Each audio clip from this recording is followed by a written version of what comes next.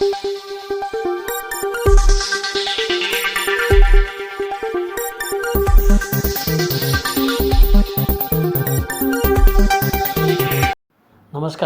Asian news चॅनलमध्ये आपले स्वागत आहे. कार पार्किंग करण्याच्या किरकोळ वादातून एका व्यक्तीला जीव गमावा लागल्याची घटना घडल्याने गुजरातच्या बडोदा शहरामध्ये खळबळ उडाली आहे. कार पार्किंगच्या वादातून अनुप पटेल यांची एकाशी बाचाबाची झाली.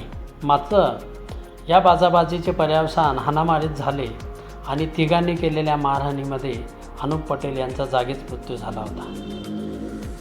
गुजरातच्या बडोदा शहराच्या मकरपुरा भागामध्ये घडलेल्या या घटनेतील 3 संशयित आरोपींना पोलिसांनी बेड्या ठोकल्या आहे. मकरपुरा येथे घडलेल्या या घटनेमध्ये त्या 3 आरोपींना अटक केली. मनु यादव, राहुल यादव आणि सुभाष यादव अशी अटक करण्यात आलेल्या हल्लेखोरांची नावे आहेत. गुजरातच्या बडोदा शहरामध्ये घडलेल्या या घटनेने मात्र संपूर्ण बडोदा शहरात खळबळ उडाली होती. शिवशक्तीनगरमध्ये एका 42 वर्षीय तरुणाची या तिघांनी हत्या केली. लोखंडी रॉडने डोक्यात वार करत संबंधिताची हत्या झाली होती आणि हत्येनंतर तिघेही आरोपी पळून गेले होते. मात्र पोलिसांनी गुप्त माहितीच्या आधारे 3 आरोपींना जेरबंद केले.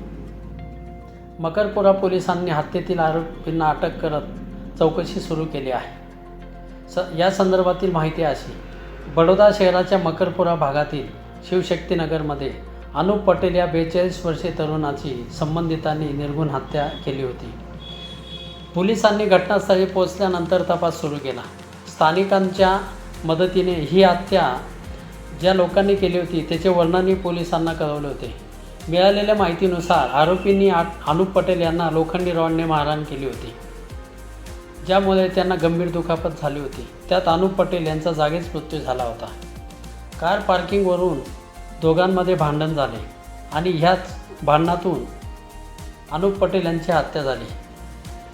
त्या संदर्भात पोलिसांनी दिलेल्या माहितीनुसार कार पार्किंगच्या मुद्द्यावरून हल्लेखोर आणि मृत व्यक्तीमध्ये वाद झाला. अनुपने हल्लेखोराच्या गाडीच्या चाव्या काढून घेतल्या होत्या आणि त्यातून हाणामारी झाली. हाणामारीनंतर एका हल्लेखोराने इतर 2 लोकांना या ठिकाणी बोलवले आणि आरोपींनी एकत्रित येत अनुप पटेल यांच्यावर हल्ला केला. या हल्ल्यामध्ये लोखंडी रॉडने वार झाल्यामुळे अनुप पटेल यांचा जागीच मृत्यू झाला होता. या घटनेने मात्र बडोदा शहरामध्ये खळबळ उडाली होती. मकरपुरा भागात झालेल्या या घटनेतील 3 आरोपींना पोलिसांनी अटक केली आहे. एशियन न्यूजसाठी प्रतिनिधी बडोदा. धन्यवाद.